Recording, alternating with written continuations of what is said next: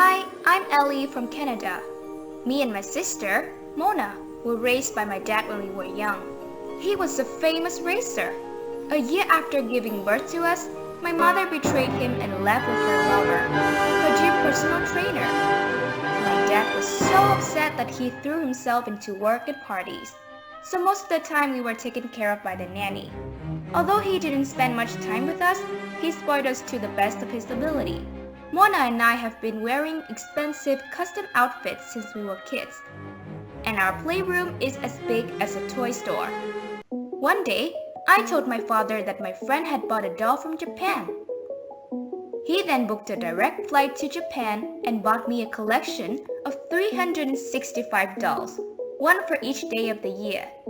Mona saw the dolls and asked for them, so Dad had to fly to Japan and buy them for her. We had everything we want, but seeing my peers with their mothers, I sometimes felt heartbreaking. When I was in grade 2, I participated in a speaking contest. I was very confident when standing on stage, but when I received the topic of the contest, my heart sank. I didn't know what to say. "Ellie, fighting!" My friends cheered for me. Mothers are great people. All my friends had their mothers beside to take care of and play with. I wish I had a mom like them so she could cook for me and Mona, paint our nails, but... My voice suddenly choked. Tears rolled down my cheeks. I stood there crying. The teacher quickly ran over and said that my presentation was the best, and I was the winner. Everyone applauded. They cheered for me wholeheartedly, and the most enthusiastic one was Mona, my sister. Mona and I have been close since we were kids, but sometimes I feel she's too close to me. Mona always wanted us to do everything together. She dressed like me, ate what I liked. Mona followed me like a puppy. "Mona, why are you always clinging to me? Why don't you play with your friends?" "But you're my friend, and we're twins. There's nothing wrong with me clinging to you." "I know that, but we don't have to be exactly the same. You always stick to me like glue." "Okay, if it bothers you that much, then I won't follow you anymore." Our 10th birthday was coming. Dad decided to throw us a grand birthday party. That was the first time I saw Mona not dressed like me. She insisted that Dad buy her a different birthday cake and not sharing the cake with me. But strangely, half of the party had passed and Mona's friends hadn't been seen. "Are you sure you told them the right date?" "I'm sure. It's hard to make friends in just 2 days." "Come on, let's enjoy the party together and cut the birthday cake like we always do, Mona." "No, thanks. You want us to be different? You want me to stop clinging to you. Your wish is granted." Saying that, Mona walked away. The party ended quickly. That night, I heard Mona sobbing. I peeked into the room and saw Mona holding a photo with the two of us together. Her eyes filled with tears. Seeing her like that, I couldn't help but feel guilty for saying bad words to her. "Are you okay?" "I'm fine, no worries." "Come on, I get it. Don't be like that. I'm sorry for saying mean things to you." "Come on, with 2 hours to go before our birthday ends, I want to spend that precious time with my dearest sister. We can eat cake together and dance all night. What do you think?" Life went on smoothly until one day everything fell apart when our dad had an accident on a track. He fell into a coma. While Mona and I were still in shock from what just happened, we received a notification that my mother's sister would be staying with us to take care of us while Dad was being treated. Aunt Margaret sends us birthday cards every year, but we've never seen her or talked to her before. 2 days later, Aunt Margaret appeared. She hugged us. "Oh, my poor little nieces. I'm so sorry for what you two are going through." "What? You're just a stranger. Why would you worry about us?" Baby, I know you're sad, but we're family. We will get through this together. Hearing those words, the tears I had been holding back for a long time burst out. Now, honey, everything will be fine. Aunt Margaret hugged me tightly, making me feel warm. Come on, Ellie. You're acting like you're a kid. We can get through this without her. Dad will be fine. Yes, I believe that your father will be fine. I'm not talking to you. Mona, what's your manners? Mona didn't say anything, but she glared at me maliciously. Then she went away. I'm sorry for what she said, ma'am. It's okay. I understand that you two are going through a tough time. But stop calling me now. Just call me Aunt Margaret. That's more comfortable. I loved her immediately. She was the mother that I never had. She combed my hair every morning, told me stories about her and my mom when they were little. On the contrary, Mona didn't open up to her at all. She often quarreled and did the opposite of what Aunt Margaret said. Mona, can you get me the water bottle? Oops, I slipped my hand. I'm so clumsy. As soon as Aunt Margaret came out of the room, I angrily turned to Mona. You did that on purpose, right? Why are you always acting like a child? Because I don't like her. I assure you that she's nice to us just for Dad's money. Don't you say that. Where's the proof? While we were arguing, Aunt Margaret came in, so we had to stop. A few weeks later, it was our birthday, and Aunt Margaret said she had prepared a surprise for both of us. She told us to get ready, but Mona insisted on staying at home. Come on, Mona. She prepared everything for us. I guarantee no matter what she prepares, it will be cheesy and stupid. Thanks, but no thanks. You know what? I'll go with her, whether you're coming or not. Looks like you've already chosen your side. I won't stop you. Thanks for ruining another birthday of ours. My stubborn sister is hopeless. I had to lie to Aunt Margaret that Mona was sick and could not go. It was just her and me that day. For me, it was a great day. My aunt and I went to a beauty spa, went shopping, and played thrilling games at the amusement park.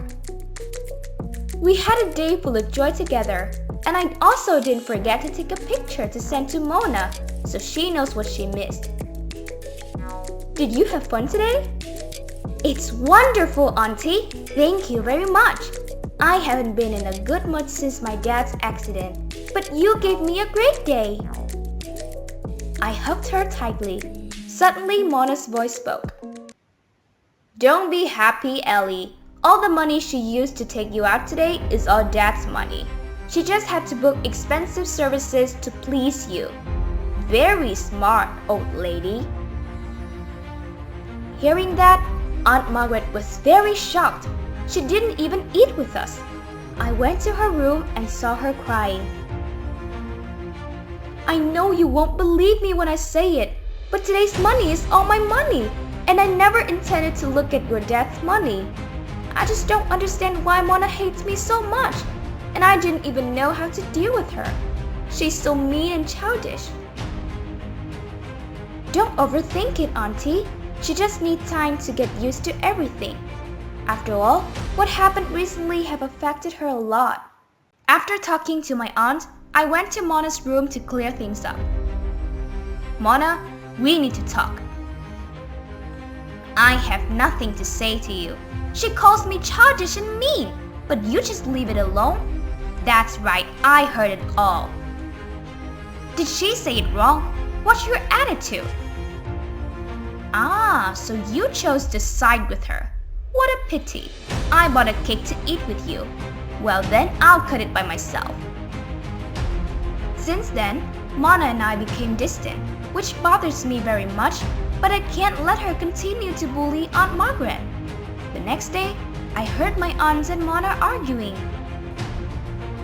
How dare you lock my credit card? That's your dad's card. You make no money in it. Dad's money is mine too. You have no right in this. Oh, but I actually do, little princess. You'd better watch your manners, or your life will be miserable. Are you threatening me? That's right. Very clever. Margaret walked out of Mona's room angrily. I snuck in and asked her how it was. What was that all about? That witch! Yesterday when I went shopping with my friend, I found out that she locked my cart. She said I have no right to waste my father's money. Even my father never forbade me to do anything. Yet I'm sure she has her reason. Don't you understand? She had Dad's money in her hand. One day she would take all the money and go away. You're overreacting. So speechless. You trust outsiders over your sister? I wonder what she fed you. Defending Margaret, but Mona's words make me think. What if she's right? I wonder. The next morning, I heard Mona screaming. I ran over to see what was going on, but my eyes were met with the open safe. All the money and gold in the safe had disappeared. Sister! Sister! All the money Dad put in the safe is gone! But how? The safe has no sign of being broken. Only knowing the password can open it. Only you and I know the password. I didn't do it. You didn't do it. Then who? It's not just you and me. There's one more person. It's Margaret. But how could she know the password? Think about it. Dad gave her the right to lock the bank card. She knows the password of Dad's card. Why doesn't she know the password of the safe? I'm sure it's her. But we have no evidence. Just to be sure, let's go search her room. I hesitated, but eventually agreed to follow Mona. We searched every nook and cranny of the room, but found absolutely nothing. I told you it's not her. Mona firmly denied and continued to search. Just when I thought it was a misunderstanding, Mona pulled out her suitcase, and to my surprise, inside was the money and gold that had been stolen. What did I say? That greedy witch. I didn't like her from the very beginning. And Aunt Margaret stepped in. What are you two doing in my room? Get out now. Stop acting. What is this? I don't understand what you two are talking about. Go tell the police. I was so silly to trust you. Turns out you took care of us just for Dad's money. Margaret was stunned when the police came to take her away. I couldn't help but feel sad when I saw that scene. Margaret was like a second mother to me. The feeling of having a mother disappeared, which made me feel depressed. The next day, we were informed that Dad was out of coma. We happily visited Dad and told him about what had happened. Talking about Margaret, Dad told us the truth. Margaret used to take care of you when you were very young. She loved you like her own children. But after we divorced, I didn't want to be involved in your mother's family anymore. So I asked her not to see you. You have no idea how sad she was. After so many years, when we had a problem, Margaret was still enthusiastic to help. What a good woman. Hearing that, we were stunned. I immediately told him about what Margaret did and received an unexpected reaction from him. What? Margaret stole my money? No way. She's the owner of a large corporation. She's 5 and 6 times richer than our family. Why would she steal my money? When I heard that, I immediately sensed something wrong. I quickly turned to Mona, who went pale. Mona, it was you, right? You slandered my aunt for stealing money from Dad, right? Mona couldn't say anything. She just cried and cried. Auntie was later proved innocent and released. Auntie visited us right after that. Apologize, Mona. I'm sorry, Auntie. It's only because I'm so jealous. Because Ellie is so close to you, and because you locked my card, I acted so foolishly. Contrary to my expectations, Aunt Margaret was not angry. She hugged Mona in her arms. It doesn't matter. No matter what happened, you two are still my dearest nieces. As for locking the cart, you wasted a lot of money. That's why I had to do it, you see? You silly! I always love you and nothing can change that. Mona burst into tears. After that, Margaret and us became close. She was like a second mother that God gave us. Joy followed joy. After more than a year, my father and Aunt Margaret got married. No words can describe my happiness. No matter what happens, I know that from now on, our life will be perfect. The end.